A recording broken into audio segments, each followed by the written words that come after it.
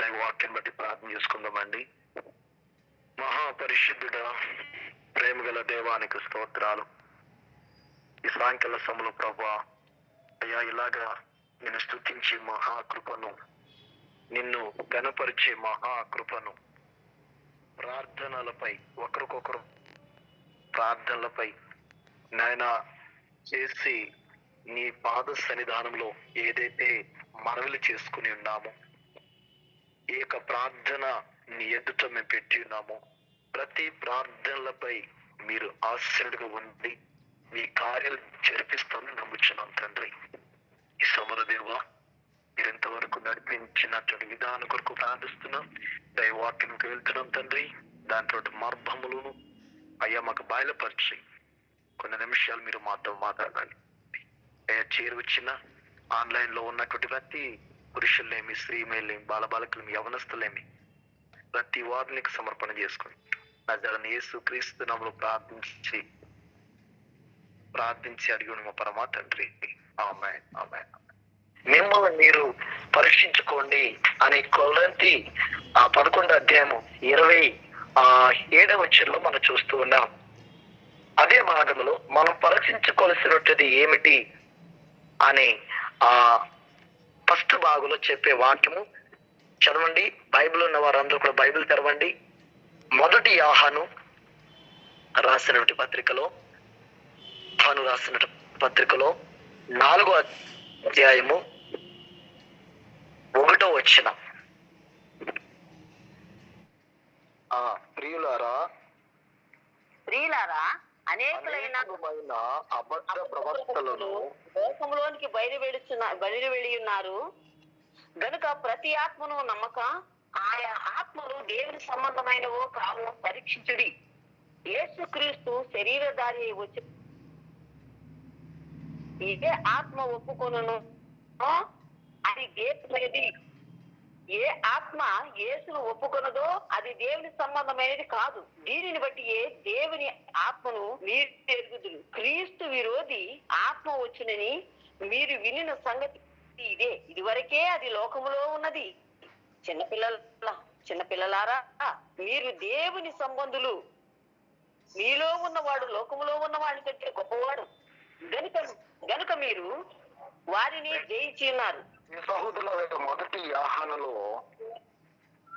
రాసినటువంటి పత్రికలు మనం చూసినట్లయితే ఇక్కడ కూడా అపోస్తుడు అంటే పౌలు ఇంచుమించు 14 సంఘాలకి ఆయన రాస్తూ ఉన్నారు.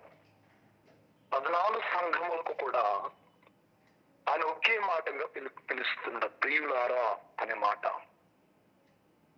ప్రియులారా అని ఎవరు మనం పిలుస్తామంటే దేవుని సంబంధులుగా ఉన్నటువంటి వారిని మాత్రమే మనం ప్రియులారా అని పిలుస్తాం.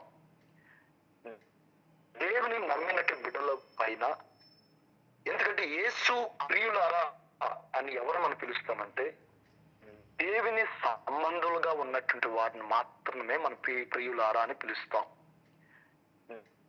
దేవుని నమ్మినటువంటి బిడ్డల పైన, ఎందుకంటే యేసు ఆ ప్రేమ మనలో పెట్టాడు కాబట్టి ఆ ప్రేమతో మనం ప్రియులారా అనే మాట మనము ఉచ్చరిస్తూ ఉంటాం.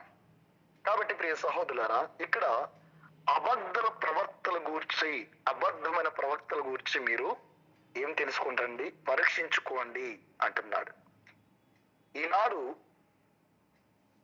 దొంగ బోధకులు లేదా అబద్ధ ప్రవక్తలు గురించి మనం చూస్తున్నాం. దేవుని పిలుపు లేకుండా, దేవుని ప్రణాళిక లేకుండా, దేవుని ఉద్దేశము లేకుండా, దేవుని ఆలోచన లేకుండా ఈనాడు అనేక మంది ఈనాడు సేవ చేస్తే ఏదో ఇస్తారు, దాంతో పాటు కుటుంబాన్ని పోషించుకుందాం, లేదా ఈవెంట్కి వెళదాము, అడిగిన తర్వాత ఈవెంట్కి వెళదాము, ఏదో ఇస్తారు, దాని ద్వారా నేను కుటుంబంలో నా కుటుంబాన్ని నేను సాగగలను అని కొన్ని ఉద్దేశములతో ఈనాడు అబద్ధమైన ప్రవక్తలు లేస్తూ ఉన్నారు. ఎవరు దేవుని ఎదుట తన్ను తాను పరీక్షించుకుని తన్ను తాను క్రియలను ఒప్పుకొని వాడు విడిచిపెట్టి పరీక్షించుకుని దేవుని సముఖంలో వస్తాడో దేవుడు వారిని వాడుకుంటూ ఉంటానండి. ప్రభు అన్నాడు, ఆత్మ లేనివాడు నాకు పాత్రుడు కాదు అంటున్నాడు. కొంతమంది ప్రియ సహోదరులారా, ఆత్మను ధరించుకుంటున్నారు. ఏ ఆత్మ? ధనాపేక్ష అనే ఆత్మ ధరించుకుంటున్నారు. కొంతమంది నేత్ర ఆశ అనే ఆత్మను ధరించుకుంటున్నారు. ఇందులో ఏది నిజమైన ఆత్మ అన్నటువంటి పరిశీలన ప్రతి విశ్వాసులైన మనము దీన్ని గ్రహించే వారిగా ఉండాలని అపోస్తలుడైన పౌలు మొదటి యోహానులో కూడా ఆయన చెప్తూ ఉన్నాడు.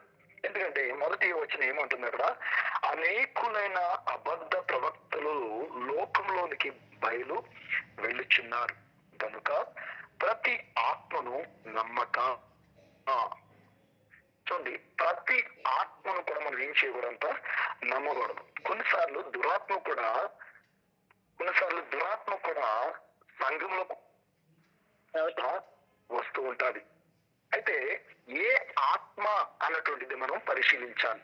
కొంతమంది పరిశుద్ధాత్మతో పొందుతూ ఉంటారు. అది ఏ ఆత్మ? సాతాను కూడా పొందుతాడు, ఆత్మ భరితులైన వారు కూడా పొందుతారు.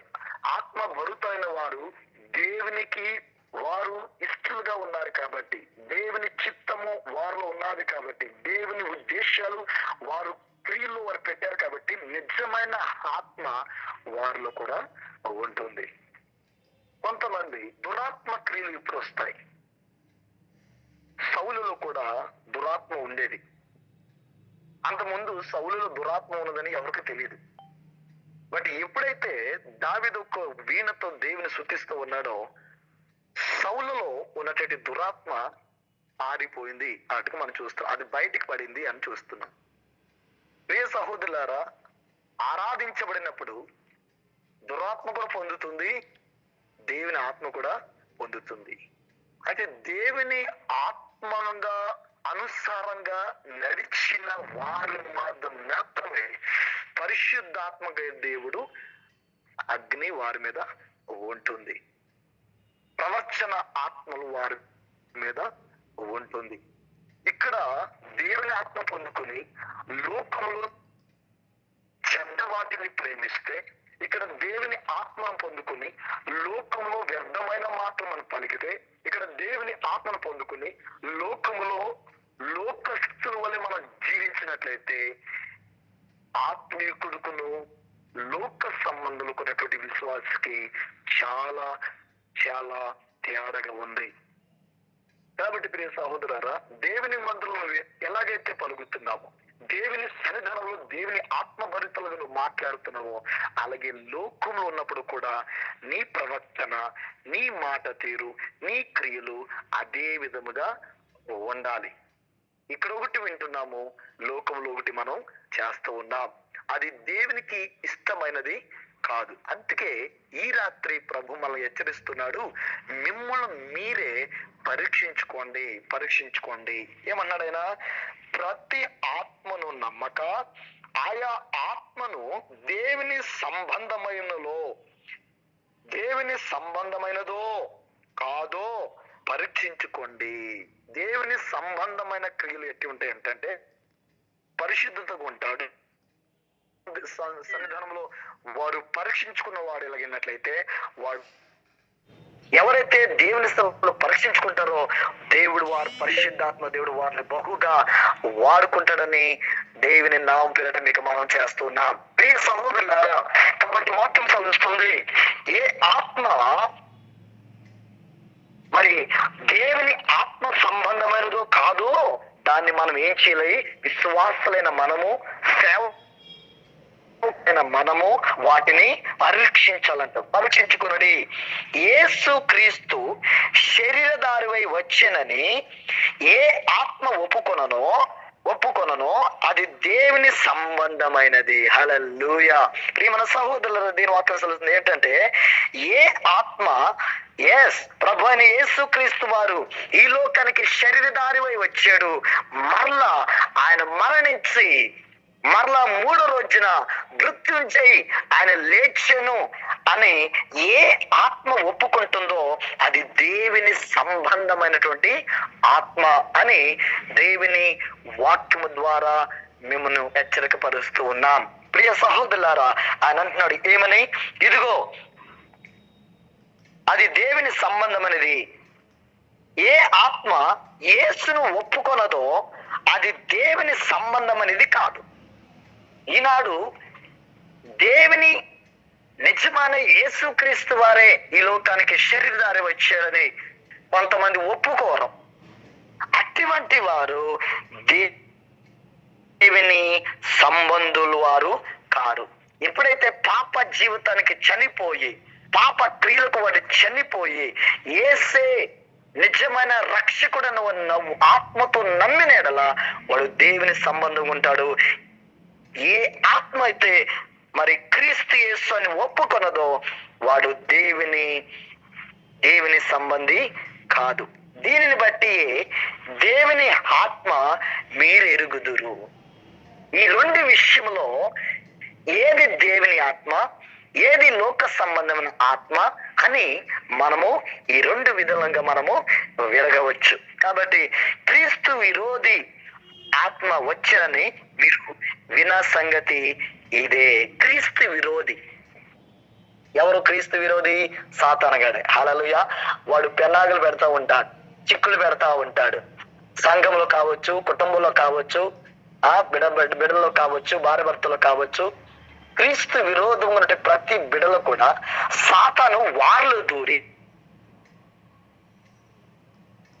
చెడిపేస్తూ ఉంటాడు. ఆత్మలో వెదుగుతున్నట్టు వారిని చెడిపేస్తూ ఉంటాడు. ప్రార్థనలు వెదుగుతున్న వారిని చెడిపేస్తూ ఉంటాడు.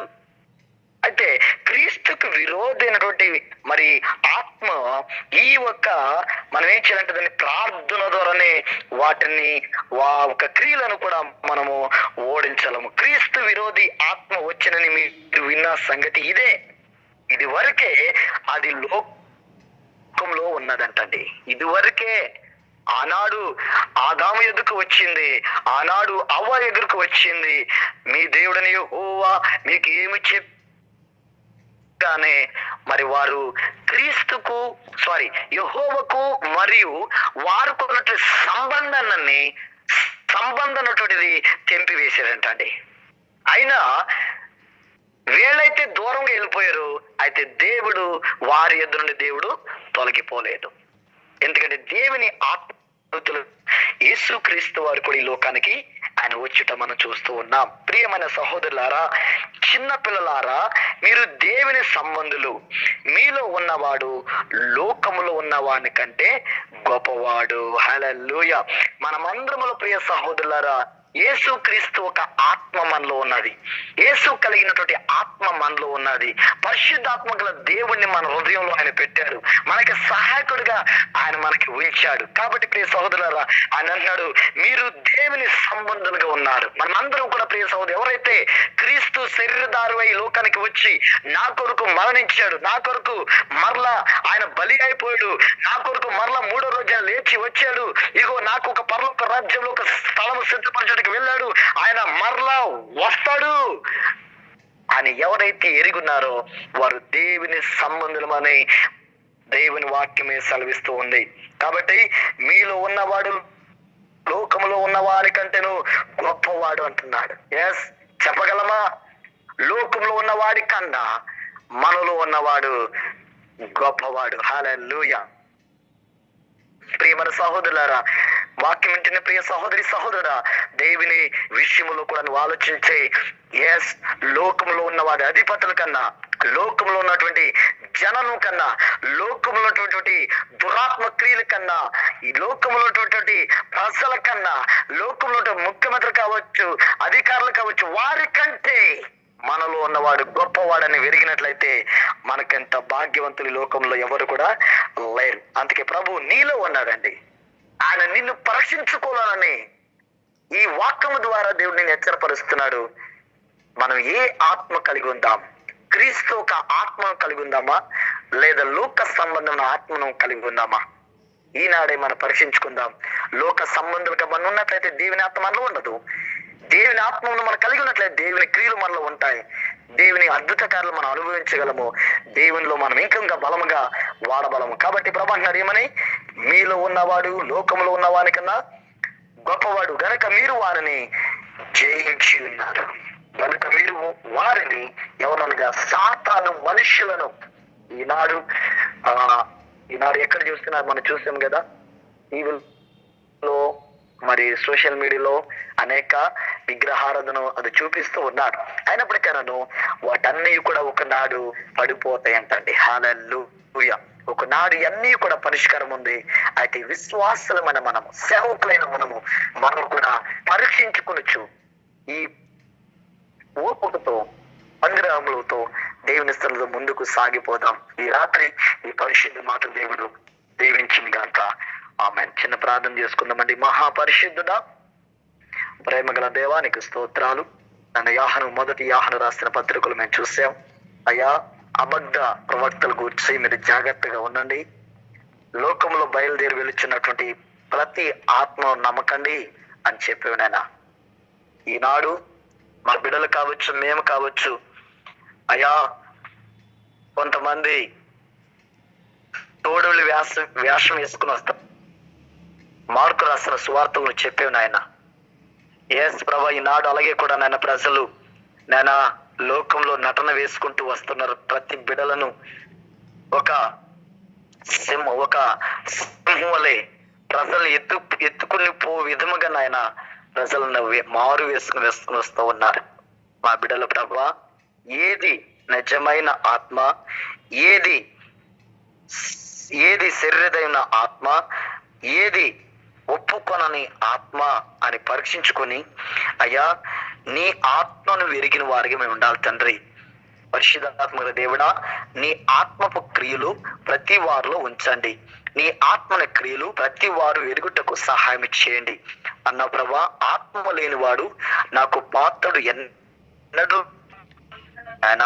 కేవలము దేవా వింటం కాదు నాయన, మేము గ్రహించేవారు గాను మమ్ము పరీక్షించేవారు గాను నీ సహాయము పరిశుద్ధాత్మక దేవుడా మీరు మాకు సహాయం చేయండి. ఇంకో ప్రభా, ఆఖరి మాట చెప్పావు, మీలో ఉన్నవాడు లోకంలో ఉన్నవాడు కన్నా మీలో ఉన్నవాడు గొప్పవాడు అని వాగ్దానం ఇచ్చిన దేవా. ఇంకొక రాత్రి సమయంలో దేవా, మా హృదయంలో మీరున్నానని దీనికి స్తోత్రాలు, మా కుటుంబంలో ఉన్నంతనికి స్తోత్రాలు, మా సంఘంలో ఉన్నంతనికి స్తోత్రాలు ప్రభా. ఆత్మస్వరూపి అనేక కార్యాలు ప్రభా ఈనాడు ప్రభా ప్రార్థించిన ప్రతి అంశాలపై దేవా మీరు ఆలకించి గొప్ప కార్యం చేసినందుకు స్తోత్రాలు. వింతైన కార్యాలు ఇంకా ఉదయ కాలం చేయబోతున్నావునికి స్తోత్రాలు ప్రభా. డాక్టర్ల కన్నా పరమ డాక్టర్ గానైనా అయ్యా రేపు ప్రభు ఉదయ కాల సమయంలో సహోదరునైనా అనంతముగా ఆపరేషన్లు కూడా ప్రార్థిస్తున్నానైనా. రీమాల షంద రుకులు బహాలూయ. పరిశుద్ధాత్మ దేవుడా, ఆ కుమార్తె ప్రభు వార్డులోకి మీరు ఎలా తండ్రి, ఆ ఐసీ వార్డులో పెడుతుండగానే నీ ఆత్మ ఉంచం ప్రార్థిస్తున్నాం తండ్రి. మీ కార్యం జరిగించండి ప్రభా. అన్ని కూడా నార్మల్ గా చేయండి అయ్యా. ఈ రోజు ప్రభా మెడిసిన్ విషయంలో కూడా నాకు ప్రార్థించండి. అన్ని కూడా రిపోర్ట్లు నార్మల్ వచ్చేందుకు ఎంతో సహాయం చేసావు. రేపు డాక్టర్ మీరు మాట్లాడి వైద్యుడికి నా పరమ వైద్యుడికి మీరుండి దేవా. ఆ కుమార్తె మీద మరొకసారి నాయనా మీలో ఉన్నవాడు గొప్పవాడని వాగ్దానం చేశావు నాయనా. ఆ గొప్ప కార్యాలు ఆ బిడ్డ జీవితంలో జరిగించండి. మా సంఘంలో ప్రతి బిడల పైన, ప్రతి కుటుంబ పైన, ప్రతి బిడల పైన నీ ఆత్మను మాత్రం ఉంచి వస్తుందిగా ప్రార్థిస్తున్నాను. ప్రార్థన ఆలకించినందుకు స్తోత్రాలు, ప్రార్థనకి జవాబు ఇచ్చినందుకు స్తోత్రాలు.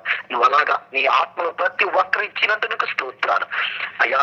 మేము లోక సంబంధుల ఆత్మలు కాదు, దేవుని సంబంధుల ఆత్మలను ఎరిగి ముందుకు సాగే కృపను మాకు దయచేస్తుందిగా ప్రార్థిస్తూ రేడు రక్షకునటువంటి ప్రభువైన యేసుక్రీస్తు నామములో ప్రార్థించి అడిగి వేడుతున్నాం పరమ తండ్రి, ఆమేన్. తండ్రి దేవుని ప్రేమయు కుమారుడు యేసుక్రీస్తు వారి కృపయు పరిశుద్ధాత్మక నేను సహవాసం ఎప్పుడును ఎల్లప్పుడూ సదాకాలము సకల పరిశుద్ధులకు మాకును నీ కృప, దేవుని దాసులకును మాకును నీ కృప సదాకాలము తోడైయుండును గాక. ఆమేన్.